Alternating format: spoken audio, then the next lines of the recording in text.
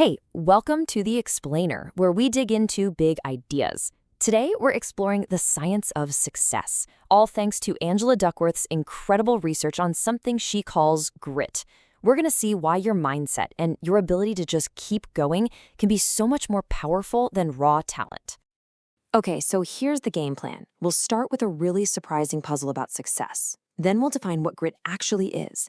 After that, we'll get into how to build it, both from the inside out and from the outside in.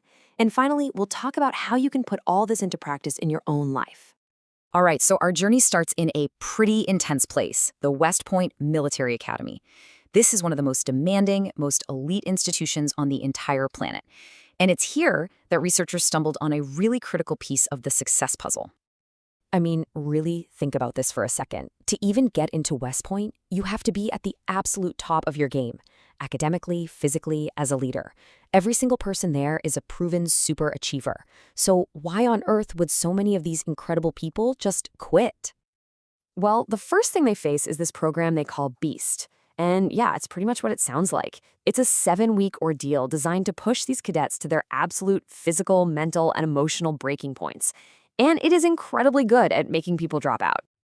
So even after going through this insane selection process, 1 out of every 5 cadets quits before they graduate, and a huge number of them leave during that first summer at BEAST.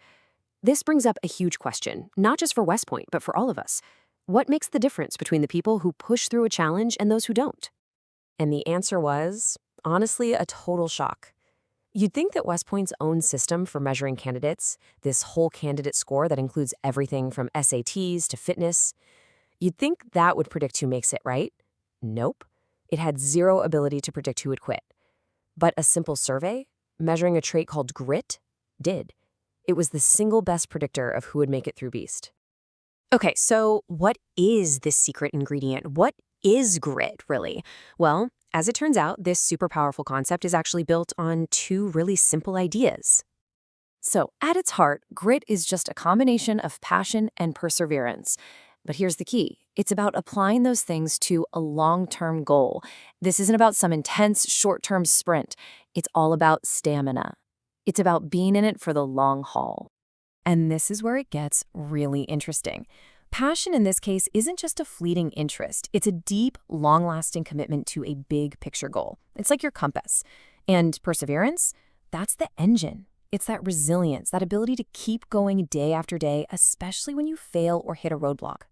Now, for the best part, and this is really the most important takeaway. Grit isn't something you're just born with or without. All the research shows it's a skill. It's something you can actually develop. So let's start with how to grow it from the inside, through your own actions and your own mindset. It's really a kind of progression. It all starts with interest. You have to play around, explore things, and find something that genuinely captures your attention. Then comes practice. And we're talking about a very specific kind of practice, aimed at getting better. And finally, you make that passion stick by connecting it to a sense of purpose, by seeing how what you do helps other people. And this part is absolutely crucial. Just practicing isn't enough. It has to be deliberate practice. So it's not about just shooting 100 free throws. It's about shooting 100 free throws while focusing only on your biggest weakness, getting immediate feedback and making tiny adjustments. It's about facing the things you can't do yet, not just repeating the things you can. You know, this old story about the 3 bricklayers just nails the idea of purpose. They're all doing the exact same thing, right? But their mindset completely changes the meaning of their work. One guy has a job. The second has a career. But the third guy, he has a calling. He connects his daily, boring task to a huge, meaningful purpose. Gritty people almost always have a calling. Of course, none of us are building grit in a vacuum. The culture we're in, the people we surround ourselves with, all of that has a massive effect on our own tenacity. So let's look at how you can grow grit from the outside in. The best leaders, they get this. Just listen to what Seahawks coach Pete Carroll says here. His whole job, as he sees it, is to build a culture of grit. The lesson for us is simple. If you want to be grittier, you need to surround yourself with gritty people. Their standards, their resilience, it all starts to rub off on you.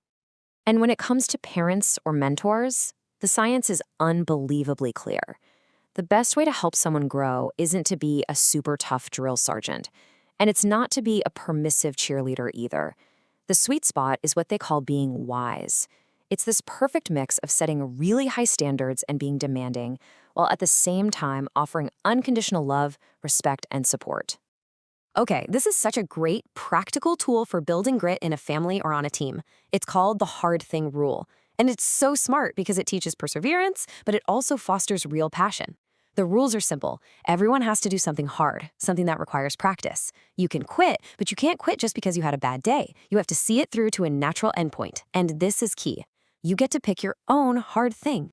All right, so we've seen that grit is this powerful mix of passion and perseverance, and that we can grow it from both the inside and the outside.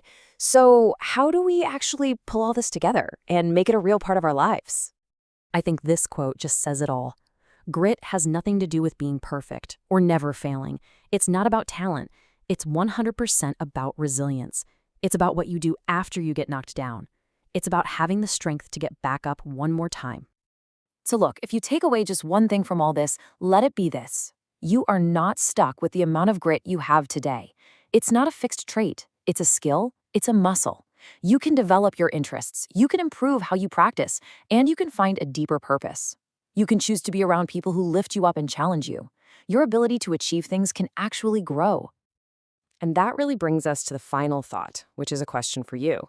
Knowing that your grit can grow, knowing that you can build it, what long-term goal will you choose? What's your hard thing going to be?